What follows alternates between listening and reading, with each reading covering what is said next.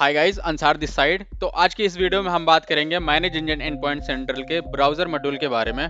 तो बेसिकली होता क्या है, manage engine and point central का ब्राउज़र मॉड्यूल बेसिकली आपके ऑफिस के सभी एम्प्लॉय के ब्राउज़र को मैनेज करता है और सिक्योर करता है, जिससे आप देख सकते हैं कि कौन सा ब्राउज़र कौन यूज़ कर रहा है, उसमें एक्सटेंशन का क्या क्या है। और अगर मान लो किसी ने गलती से कोई एक्सटेंशन डाउनलोड कर लिया, जैसे वीपीएन हो गया, एड ब्लॉकर हो गया, तो ये वीपीएन जो होता है ना, वो आपके ऑर्गेनाइजेशन के लिए रिस्की हो जाता है। तो आप इसको मैनेज कैसे कर सकते हो? आप बेसिकली इसको मैनेज इंजन इन पॉइंट सेंट्रल के ब्राउज़र मॉड्यूल्स के से मैनेज कर सकते हो, और ये डेटा लीक और सिक्योरिटी रिस्क से बचाता भी है।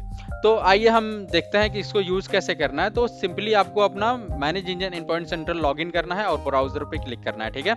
उसके बाद आपको सबसे पहले जाना है एड ऑन सेटिंग में, और यहाँ पे ये वाले जो चेक मार्क हैं ये सारे ऑन होना चाहिए और सेव होना चाहिए, ठीक है। उसके बाद हम मैनेज पे देखेंगे, तो मैनेज में हमें मिलेगा group and computer, website group और एक्सटेंशन रिपोजिटरी। तो ग्रुप में आपको, अगर आपका कंप्यूटर ग्रुप नहीं बना तो आपको कंप्यूटर ग्रुप बनाना पड़ेगा और इंश्योर करना पड़ेगा कि कौन कौन से कंप्यूटर में आपको लगाना है, ठीक है, डेटा। अब मान लो किसी ने बोला है कि सेल्स टीम में लगा दो, तो मैं सेल्स टीम का ग्रुप बनाऊंगा और जितने भी सेल्स टीम के कंप्यूटर होंगे सबको ऐड करूंगा और क्रिएट ग्रुप करूंगा, ठीक है। अभी मैंने एक टेस्ट बना रखा है, तो हम उस पर सारा कुछ अप्लाई करेंगे। और अगर यहाँ पे वेबसाइट ग्रुप है, ठीक है, तो website group manage engine and point central आपको कोई भी ऑटोमेटिकली वेबसाइट का डेटाबेस नहीं देता। आपको जो भी ब्लॉक करना है, आपको मैनुअली उस वेबसाइट का अपलोड करना पड़ेगा, आपको ऐड करनी पड़ेगी। तो मेरे पास कुछ कैटेगरीज हैं वेबसाइट की, जिसमें कुछ 100, 200 या हज़ारों वेबसाइट हैं, ऐड हैं। वो मैं आपको डिस्क्रिप्शन में दे दूंगा लिंक, आप वहां से डाउनलोड कर लेना। सिंपल क्रिएट करने का वेबसाइट ग्रुप है, आप इस पर क्रिएट करो, क्रिएट पे क्लिक करो, यहाँ पे नाम लिखो, डिस्क्रिप्शन में नाम लिखो। अगर आपके पास मैनुअली कुछ देना है तो यहाँ पे आपको मिल जाएंगी जो जो आपके यहाँ यूज हो रही हैं वेबसाइट। अगर आपके पास CSV है तो आप यहाँ से भी उसको अपलोड कर सकते हो, ठीक है। उसके बाद यहाँ पे एक्सटेंशन रिपोजिटरी में वो आता है जो जो हम एक्सटेंशन अलाउ करेंगे, मतलब जो जो हम पुश करेंगे कि ये एक्सटेंशन होना ही होना चाहिए, ठीक है। तो आप जो भी एक्सटेंशन डालोगे उसमें and point data loss prevention जरूर होना चाहिए, क्योंकि कंपनीज में यूज़र क्या करते हैं, कुछ अपलोड और डाउनलोड करते हैं। तो उस अपलोड और डाउनलोड करने का जो रिकॉर्ड रखता है वो रखता है and point data loss prevention. ये जरूर से आपका वो होना चाहिए, ठीक है, इंस्टॉल होना चाहिए हर एक सिस्टम में।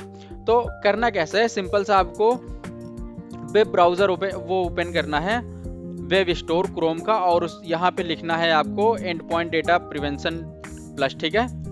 उसके बाद कुछ ऐसा आएगा, इस पे आप क्लिक करेंगे तो यहाँ पे एक वो आ जाएगा, एक इसका ID नंबर आ जाएगा, ये वाला लास्ट में।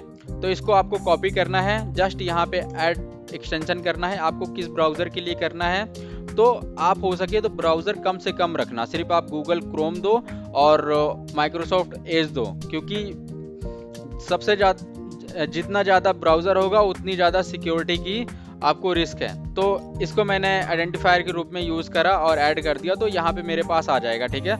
अब जैसे ही मैं इसको ऐड करूँगा, ये मुझसे पूछेगा कि आपको किसके लिए करना है, ठीक है, ये किसके लिए करना है। तो यहाँ से आपको ग्रुप डिस्ट्रीब्यूट या कंप्यूटर डिस्ट्रीब्यूट करना पड़ेगा। सिंपल सा आप सिलेक्ट करो और डिप्लॉय कर दो, और थोड़ी देर बाद यहाँ पे आपका सिस्टम में शो हो जाएगा, ठीक है, कि आपने इंस्टॉल कर रखा है ऐसा। और ये कोई डिसेबल भी नहीं कर सकता चाह के भी, ठीक है। इतना हमने कंप्लीट कर लिया। अब हम आते हैं पॉलिसीज़ में। पॉलिसीज़ में हम देखेंगे एड ऑन मैनेजमेंट। तो इसमें जो एड ऑन मैनेजमेंट होता है, इसमें ना हमें एक्सटेंशन ब्लॉक करने होते हैं। तो कैसे ब्लॉक करने होते हैं, सिंपल सा क्रिएट पॉलिसी पे करो, और हमें किस ब्राउज़र के लिए ब्लॉक करना है, तो सब में यहाँ पे अलग अलग आता है। तो आपको यहाँ पे अलग अलग सबका ऐड करना पड़ेगा। अब मान लो मुझे ब्लॉक करना है एक्सटेंशन, तो मुझे यहाँ पे ऐड करना पड़ेगा, ठीक है। अगर मुझे सारा कुछ ब्लॉक करना है तो मुझे लिखना पड़ेगा। अब जैसे मैंने यहाँ पे बना रखा है, मैं आपको दिखाता हूँ। तो यहाँ पे मैंने सारा कुछ ब्लॉक कर रखा है, सिर्फ वही कुछ हैं user allow user to install extension मैंने नो कर रखा है, बस वही मैंने ऐड कर रखा है जो मुझे सेफ लिस्ट में चाहिए, ठीक है। तो हमें ऐसा बनाना है कि कोई भी बंदा कोई भी अपने मन से एक्सटेंशन ना यूज़ कर सके। अगर उसको इंस्टॉल भी करना है तो एडमिन से वो पहले परमिशन लेगा, ठीक है। डाउनलोड सेटिंग में अब मान लो डाउनलोड फिल्टर में मुझे WPS ब्लॉक करना है, ठीक है। WPS क्या होता है, वो अपनी मर्जी से ही इंस्टॉल हो जाता है। तो आपके पास जैसे ही आप क्रिएट पे क्लिक करोगे कुछ ऐसा इंटरफेस आएगा। तो आपने क्या करना है, आपको जिस वेबसाइट का ब्लॉक करना है तो आपको यहाँ लिखना पड़ेगा, और क्या ब्लॉक करना है वो आपको ऊपर लिखना पड़ेगा। तो जैसे मान लो कि मैंने WPS ब्लॉक कर रखा है, क्योंकि WPS कहीं से भी इंस्टॉल हो जाता है कैसे भी करके। तो मैंने क्या करा, मैंने लिखा wps.com वेबसाइट है, exe सॉफ्टवेयर है, ये डाउनलोड नहीं होना चाहिए। तो ये क्या होता है, अब जैसे आपने इंस्टॉल कर लिया, हमें डिप्लॉयमेंट चाहिए, ठीक है। यहाँ पे हम आएंगे, अब मुझे डिप्लॉय करना है इसको सारे सिस्टम में। तो यहाँ से मैं ग्रुप और डिप्लॉयमेंट चूज कर लूंगा। अब मान लो मुझे अपने सिस्टम में करना है, तो मैंने यहाँ दे दिया अंसार, ठीक है। अब यहाँ से मैं देखूंगा कि मेरा जो WPS है वो डाउनलोड तो नहीं हो रहा। तो हमें सिंपल सा WPS साइट पे जाना है और यहाँ पे डाउनलोड पे क्लिक करना है। हमें ये थर्ड पार्टी है, तो मैं इसको बंद कर देता हूँ। अब मैं जैसे इस पे क्लिक करूंगा, ये मुझे बोलेगा कि आपके IT एडमिनिस्ट्रेटर ने इसको ब्लॉक कर रखा है। तो अब ये कितना मैं चाह लूँ ये डाउनलोड नहीं हो सकता। तो हमें ऐसे डाउनलोड इसका यूज़ करना है, डाउनलोड फिल्टर का। आप इसमें कोई भी कैटेगरी रख सकते हो, कोई भी वेबसाइट रख सकते हो अपने मर्जी से। अब आपको चाहिए थ्रेड प्रिवेंशन। तो थ्रेड प्रिवेंशन में क्या होता है कि जैसे आपका जो कुछ वेबसाइट है फिशिंग फिल्टर करता है ये कि आपकी जो बिन मतलब की जो फाइल्स है वो डाउनलोड ना हो। तो सिंपल सा हमें जो चाहिए वो हम इनेबल डिसेबल कर सकते हैं और सेव करके यहाँ से पब्लिश कर सकते हैं, ठीक है। अब मैंने जैसे इसमें मैं आपको मॉडिफाई फाइल के दिखाऊं, तो मैंने इसमें बहुत सारी चीज़ें इनेबल कर रखी है, बहुत सारी चीज़ें डिसेबल कर रखी है अपनी मर्जी के हिसाब से। अब हम चलते हैं डेटा लीक प्रिवेंशन में। तो ये क्या करता है, ये जैसे कि करता है, जैसे आप प्रिंट ले सकते हो, नहीं ले सकते। अगर कोई यूज़र है, मान लो कि वो कुछ करता है और अपनी हिस्ट्री डिलीट कर देता है, तो हम उसको रोक सकते हैं हिस्ट्री डिलीट करने से। कुछ बंदा ब्राउज़र से अपलोड करता है या कैप्चर स्क्रीन कर लेता है, तो वो सब हम इसमें रोक सकते हैं।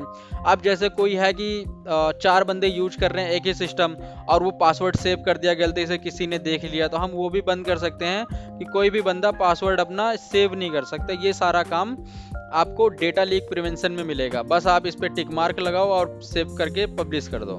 अब रहा ब्राउज़र कस्टमाइज का, तो आप यहाँ पे ब्राउज़र कस्टमाइज भी कर सकते हो। सिंपल सा आपको क्रिएट पॉलिसी पे क्लिक करना है और किसके लिए करना है तो वो देखना पड़ेगा आपको।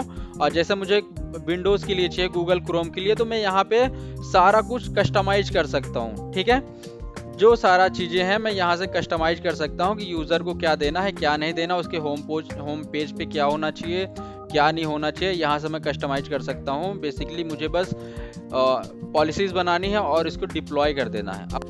अब हम बात करते हैं वेबसाइट फ़िल्टर के बारे में, ठीक है।